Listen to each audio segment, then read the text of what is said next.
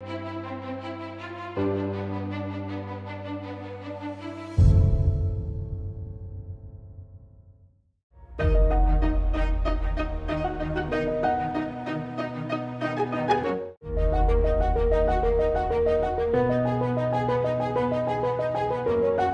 y a beaucoup plus de cyberattaques qu'il y a une année ou 2 ans en arrière.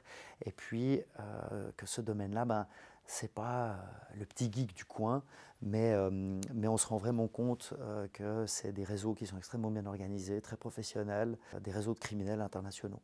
Sur le terrain, on rencontre principalement 2 cas de figure.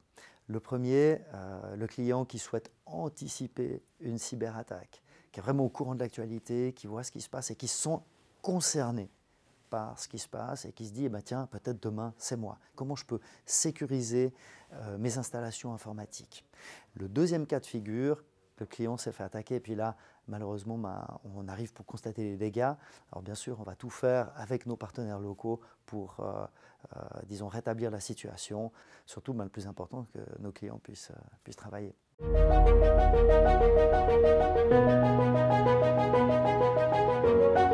On travaille sur 3 piliers. Le premier, on va proposer un audit au client, un assessment, qui va lui permettre, disons, de mesurer ses pare-feux, de mesurer ce qu'il a mis en place au niveau de son infrastructure informatique.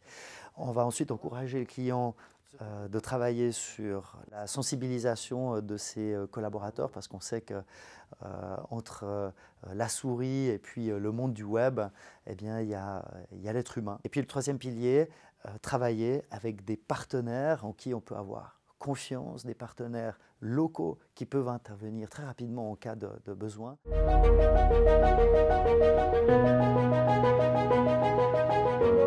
Vraiment travailler sur la formation des équipes.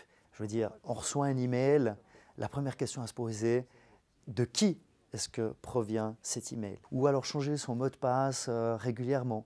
Et puis pas 1, 2, 3, 4. Ce que je préconiserais, c'est de faire venir des spécialistes, des prestataires pour faire de l'audit, pour contrôler, disons, la fiabilité de son infrastructure et enfin de sélectionner un partenaire local qui va prendre en main, disons, ces aspects de sécurité.